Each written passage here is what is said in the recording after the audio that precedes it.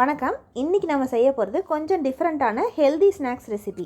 இந்த ஸ்நாக்ஸை ஒரு 10 நிமிஷத்தில் செஞ்சு முடிச்சிடலாம். வேலை தான் கம்மி, ஆனால் இந்த ஸ்நாக்ஸ் ரொம்பவே ஆரோக்கியமானது, ஊட்டச்சத்துக்கள் நிறைந்ததும் கூட. அப்புறம் ஒரு முக்கியமான விஷயம், பிரபலமான சித்த மருத்துவர் சிவராமன் அவர்களுடைய நலம் 360 டிகிரிங்கிற புத்தகத்தில் நம்மளுடைய பாரம்பரிய தின்பண்ட வகைகள் பற்றி எழுதியிருக்காரு. அந்த புத்தகத்தில் கொடுத்துருக்க குறிப்பை வச்சு தான் நான் இந்த ஸ்நாக்ஸ் செஞ்சுருக்கேன். மறந்தே போயிட்டேன், நான் இவ்வளோ நேரமாக இந்த ஸ்நாக்ஸினுடைய பேரை பற்றி சொல்லவே இல்லைல்ல. இப்போ நாம் செய்ய போகிற ஸ்நாக்ஸ் பேர் புட்டமுது. சரி, இப்போ இந்த புட்டமுதுங்கிற ஸ்நாக்ஸ் செய்ய ஆரம்பிக்கலாம். இந்த புட்டமுது செய்யறதுக்கு தேவையான பொருள்லாம் என்னென்னு பார்த்துடலாம். 1 கப் அளவுக்கு திணை மாவு, 1/2 கப் அளவுக்கு பொடிச்ச வெல்லம் இல்லைன்னா நாட்டு சக்கரை எது வேணாலும் எடுத்துக்கலாம். அப்புறம் ஒரு 10 முந்திரி பருப்பு, 1/4 டீஸ்பூன் ஏலக்காய் பொடி, அப்புறம் நம்மளுக்கு தேவைக்கு தகுந்த மாதிரி நெய். முதல்ல ஒரு சட்டி அடுப்பில் வச்சு திணை மாவை நல்லா வாசம் வர அளவுக்கு வறுக்கணும்.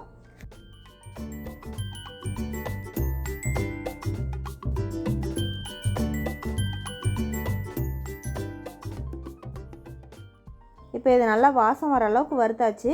இந்த சமயத்தில் பொடிச்ச வெல்லம் இல்லைன்னா நாட்டு சக்கரை அது சேர்த்துக்கலாம். இது ஒரு 2 நிமிஷம் சூடாகட்டும். அதே சமயத்தில் நம்ம வேறு அடுப்பில் முந்திரி பருப்பை நெய்யில் வறுத்து வச்சுக்கலாம்.